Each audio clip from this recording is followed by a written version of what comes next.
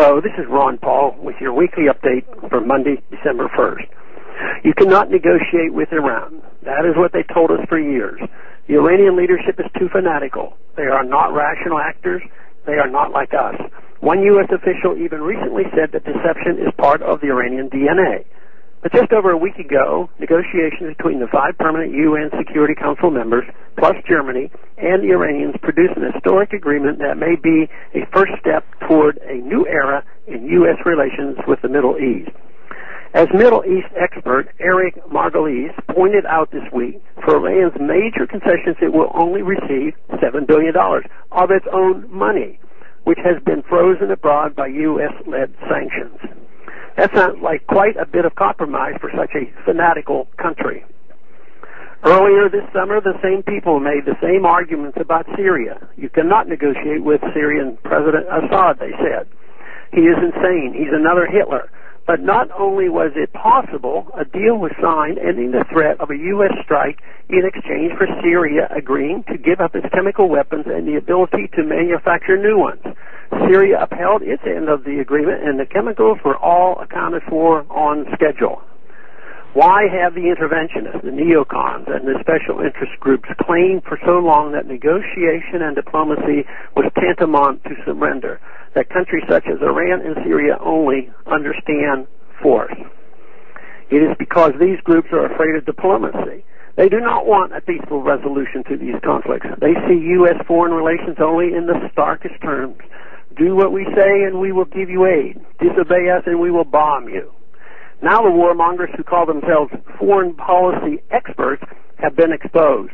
The whole world sees that they are wrong. Their advice is bad. Their limited vision of how foreign affairs should be conducted is actually dangerous to the United States. It is now clear that there are workable alternatives. As with the U.S. threats against Syria, public opinion polls on talks with Iran demonstrate that the American people are solidly behind diplomacy and opposed to another war. According to one recent poll, Americans support the deal reached with Iran by a margin of 2-1. Congress, however, is once again far behind the American people, even as U.S. negotiators were reaching agreement with their Iranian counterparts. U.S. representatives and senators were drafting legislation to increase sanctions on Iran. Instead of listening to the American people, many in Congress seem attached to special interests like Israel and Saudi lobbies, which oppose anything less than full Iranian capitulation.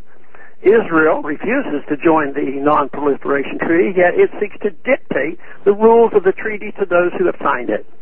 Saudi Arabia is desperate to control the region politically and economically, and it views an Iran that is free to sell oil and other products on the open market as a threat to Saudi power. For too long, both Israel and the Saudis have benefited from a U.S. military guarantee. It has created moral hazard that only encourages more belligerent behavior on both of their parts.